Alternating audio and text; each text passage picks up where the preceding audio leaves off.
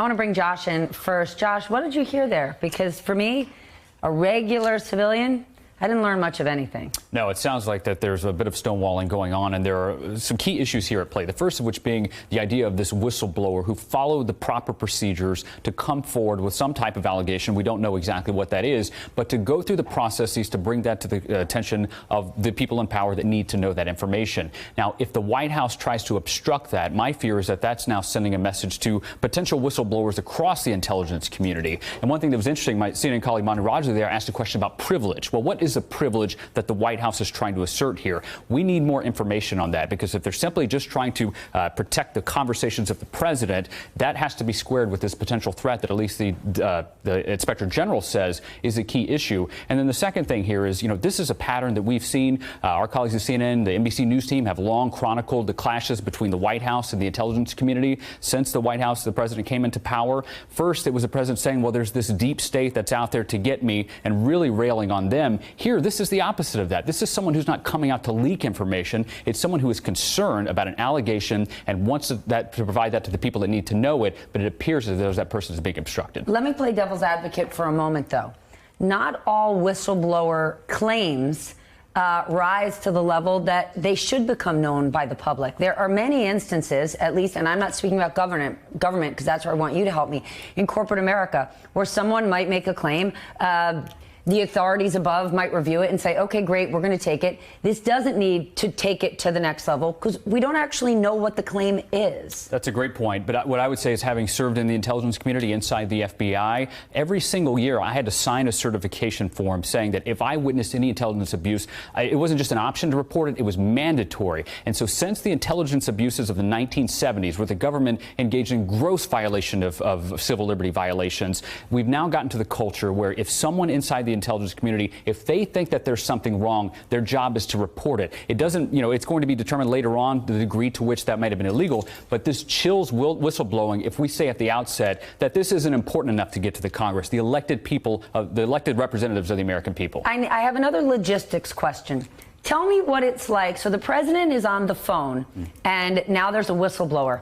Who gets to listen to these calls? Like, set the stage for me. Is someone standing in the room where the president is? Are they listening in? Are they seeing transcripts? How does it work? Because by the president's tweet, he's like, please, of course I know people are listening. Why would I say something? Well, you might forget that if you're actually leaning back on a phone call by yourself without anyone standing near you. Like, we often forget we have a hot mic. Right. No, exactly. With the president of the United States, there are processes in place where calls are patched through. The president doesn't pick up the phone and start dialing. There are people that will listen in for purpose of memorializing what that conversation was. But are people necessarily sitting in the room with him? They could be. That's up to the president if he has advisors, around him. But you would have the White House Communications Office, for example, in the Situation Room, which would be patching in, calls from foreign leaders. And so there are others there. But the one fascinating thing about the president's defense of this, which you just read his tweet earlier, he's saying, do you think I'm really dumb enough to say something inappropriate while all these other people are listening in? The counter to that is, if it's so innocent, why is the White House, or at least the executive branch, trying to obstruct that from getting to Congress? If there's no there, release the information, help protect the whistleblower process. Fair point. Abby, Adam Schiff didn't say, or said they don't specifically know if the White House was directly involved, but the White House is making a claim that privilege may apply. So what does that tell us? Or what does it tell you? Well, the lack of knowledge in the Intelligence Committee just shows me how much of a struggle this is between the two branches of the federal government.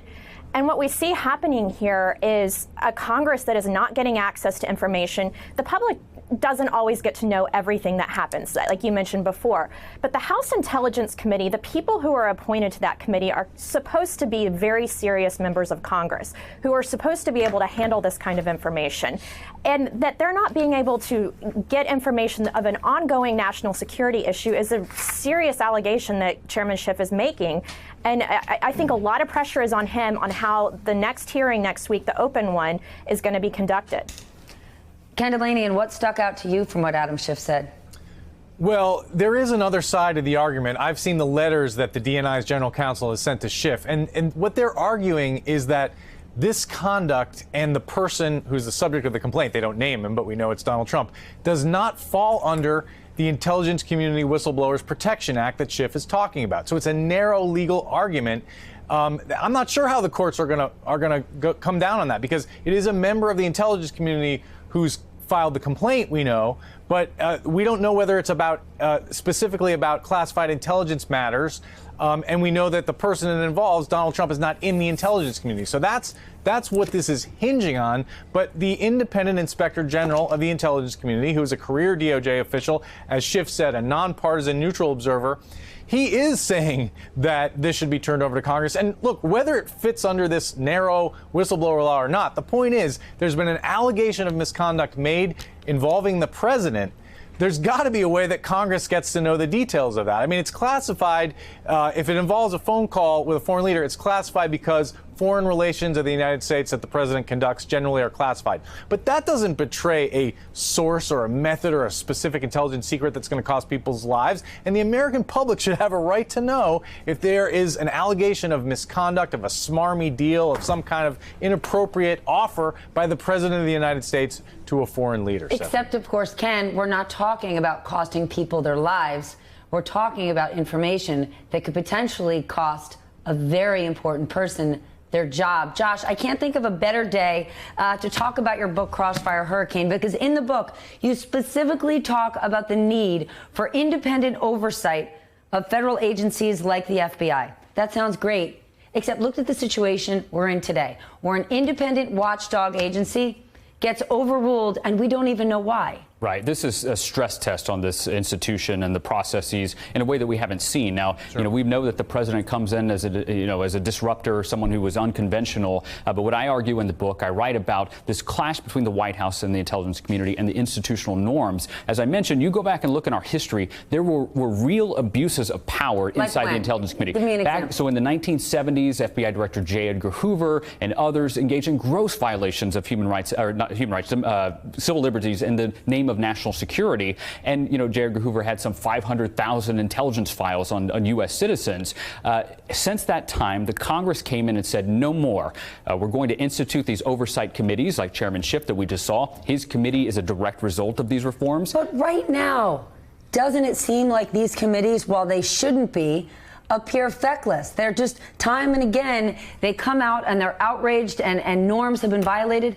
But there's nothing that can be done about it. Not yet. Kellyanne Conway laughs when people raise violating the Hatch Act. Right. And I think that we haven't seen a result yet or a remedy. That's where the third branch of government comes in, the courts. And as Chairman Schiff mentioned, they're likely to litigate this. We'll have to wait and see whether that third branch comes in and says, look, this isn't just an incident. These aren't just norms or guardrails. These are laws. The Whistleblower Protection Act that's law. And so if it appears as though the White House is stonewalling and violating these processes as they relate to the Inspector General and getting information about abuses to the elected representatives, I suspect that we'll see the court step in and try to get that information dislodged and again to the representatives that need to have it.